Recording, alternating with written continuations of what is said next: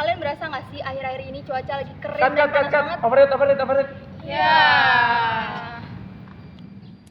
Halo, perkenalkan nama aku Ivana Regita. Halo, aku Safa Alika.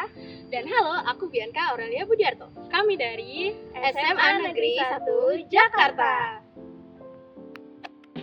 Pertama-tama, kalian tahu nggak sih apa itu bencana hidrometeorologi? Jadi, bencana hidrometeorologi adalah bencana yang diakibatkan oleh aktivitas cuaca seperti siklus hidrologi, temperatur, curah hujan, dan kelembapan. Bentuk bencana hidrometeorologi seperti banjir, kekeringan, gelombang dingin, serta gelombang panas. Secara garis besar, kekeringan merupakan kondisi di mana kurangnya pasokan air.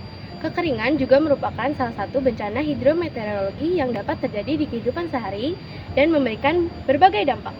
Kekeringan sebenarnya merupakan kondisi iklim yang lazim dan dapat terjadi di berbagai zona iklim. Menurut BMKG, Badan Meteorologi, Klimatologi, dan Geofisika, kekeringan merupakan bencana hidrometeorologi yang didefinisikan sebagai kurangnya curah hujan pada suatu wilayah dalam periode tertentu. Menurut Bappenas, Badan Perencanaan Pembangunan Nasional, kekeringan didefinisikan sebagai kondisi kurangnya pasokan air bagi kehidupan manusia dan makhluk hidup lain pada suatu wilayah. Nah, teman-teman, tahu nggak sih apa aja faktor-faktor yang menyebabkan terjadinya bencana kekeringan? Faktor pertama karena letak geografis. Nah, di Indonesia terletak tepat di garis khatulistiwa dan diapit oleh dua benua dan dua samudra. Hal tersebut menyebabkan Indonesia sangat sering mengalami perubahan iklim yang drastis.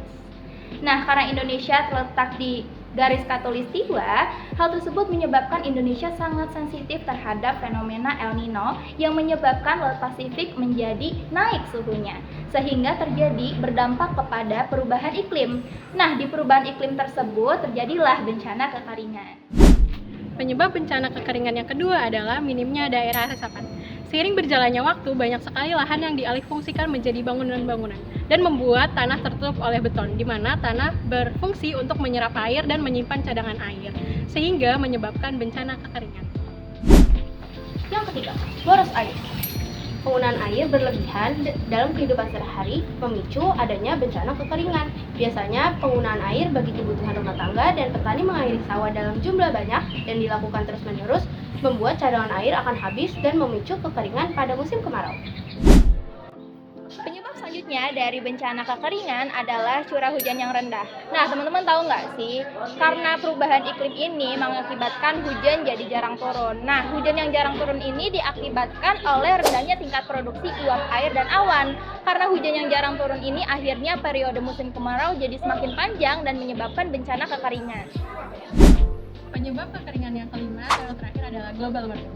Global warming atau pemanasan global adalah fenomena di mana naiknya suhu bumi membuat air di dalam tanah menjadi cepat menguap, di mana hal ini memicu terjadinya kekeringan.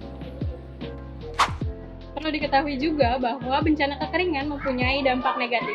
Dampak negatif yang pertama adalah berkurangnya sumber air untuk kehidupan sehari-hari. Jadi, manusia yang mengalami bencana kekeringan akan menurun kualitas hidupnya, di mana air merupakan komponen penting untuk minum, memasak, dan lain sebagainya. Dampak negatif dari bencana kekeringan selanjutnya adalah banyak tanaman yang mati. Jadi teman-teman tahu nggak sih, saat kemarau ini atau pas bencana kekeringan, banyak tanaman yang mati karena mereka nggak bisa mendapatkan air sebagai sumber kehidupannya. Emang sih banyak tanaman yang masih bisa bertahan hidup, contohnya kayak jati dan kaktus. Namun selebihnya tanaman tersebut bakal kering lalu mati. Tindakan yang dapat dilakukan sebelum terjadi bencana kekeringan adalah yang pertama, perbanyak menanam pohon. Menanam kembali tanaman yang mati akibat kekeringan. Tips yang pertama, menggunakan topi saat berpergian keluar. Kedua, gunakan sunscreen sebelum keluar rumah. Tips yang ketiga adalah perbanyak minum air putih agar tidak terkena dehidrasi.